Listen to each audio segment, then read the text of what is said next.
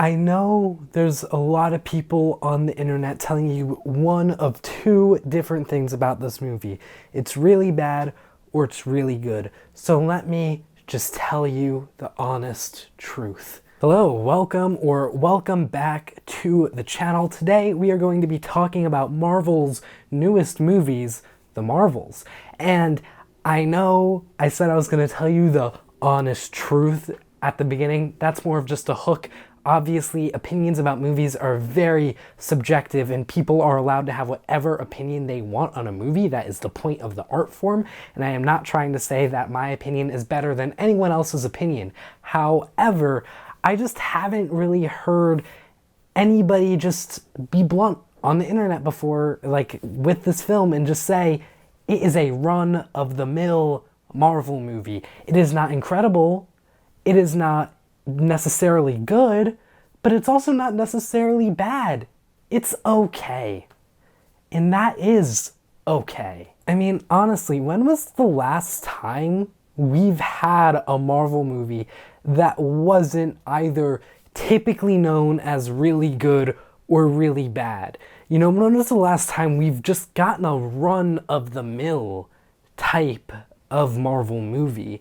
I feel like we haven't really got one since like Black Widow. Now, let me tell you why this movie is okay. So, because I've kept saying what it is, but why? Well, you have this, team, the Marvels, that is formed pretty close to the start of this film, and that is Captain Marvel, Monica Rambeau, and Miss Marvel.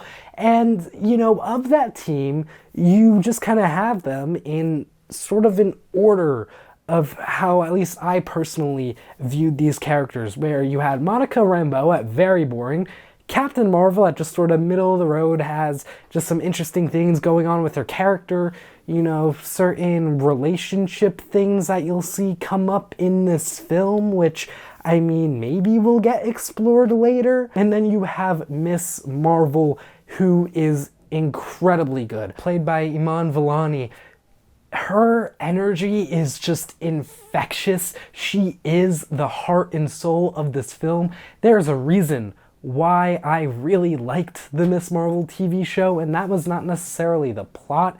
That was the family and Kamala Khan herself, thanks to just how great Iman Vellani is. And that does not go away in this film whatsoever. Whenever she is in the scene, she steals it. And that is awesome to say, especially when, one of your co-leads is Brie Larson, who has won an Oscar before and has starred in just like a lot of prestige movies and TV shows. In regards to the plot, it's led by a just, again, run-of-the-mill, okay Marvel villain who just, I guess, felt kind of intimidating, but also not really, which is what you expect with most average Marvel villains. There's nothing necessarily compelling about her, but there's also just nothing that made me really not like her, aside from the fact that they just didn't give her anything to work with. A lot of the okayness of this movie comes from the script. Like Brie Larson, you want to go see her be a really good actor, go and watch Room. Teyonah Parris, if you want to see her be a really good actor, go and watch They Clone Tyrone. Came out on Netflix this year, and her character was one of the most fun characters in the film, if not the most fun character in the film. And yeah, like, they both can really act. This script just didn't give them that much, and the direction just felt like be bland to, contradict Kamala's just like just her excitement. Because not everybody could be all bubbly and excited, right? I guess to end things off, I just want to touch on the little gimmick of this film, which is how, if you've seen the trailer, Monica Rambeau, Captain Marvel, and Miss Marvel, they all switch around. That is probably the best part of this movie. It was really well filmed and edited and just like new. I haven't really seen anything like that in Marvel before. aside from the thing that happened in the first episode of Loki season 2, and maybe they have other stuff like that happen in that season, but I have not seen any episodes past the first one, so I don't know. And yeah, it was very entertaining. I appreciated it, but it's just a gimmick. And I would say the worst part of this film is one of the planets they go to. This is a very minor spoiler, I would say. And that spoiler is all the characters sing on this planet. That is the way that they communicate. It is so goofy and stupid.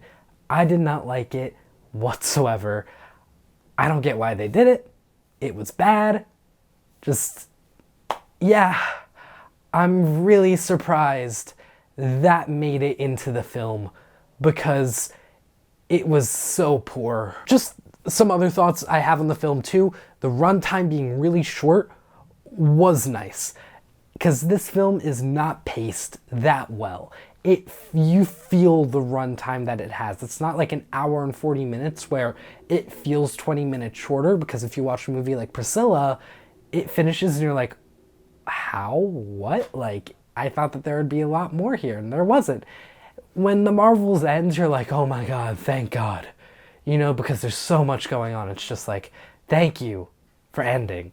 And I guess on one last note, which is not necessarily about the film, but more just Marvel as a whole. Marvel is going in the right direction, in my opinion, because of like the after credit of this film. They are finally starting to hint towards where this trilogy of phases is going to. Thank God it's come a little late, but better late than never. And yeah, if you didn't already guess, I give this movie 3 stars. Like I said, it's okay, and that is what 3 stars is. Okay. Let me know what you thought of this movie in the comments down below. While you're down there, you can check out my latest podcast, which came out this Friday. We have a new episode which will talk about the Marvels and a few other movies coming out next Friday. Or you could subscribe and like, especially because not a lot of you are subscribed when you watch these movie reviews, so you might as well join the party. We would love to have you. Thank you for tuning into this movie review. I was planning on doing another one about this movie I saw called A Journey to Bethlehem, which was a musical about the birth of Jesus. And it was so bad, like not even so bad it's good. I don't have anything to say about it. So I'm just including this tidbit here at the end for that movie. 1.5 stars. It was so bad. But also that movie was not made for me. I am not Christian. So, you know, obviously I'm not the audience for that film as well. Thank you so much for tuning in. I will see you all in the next review. Take care.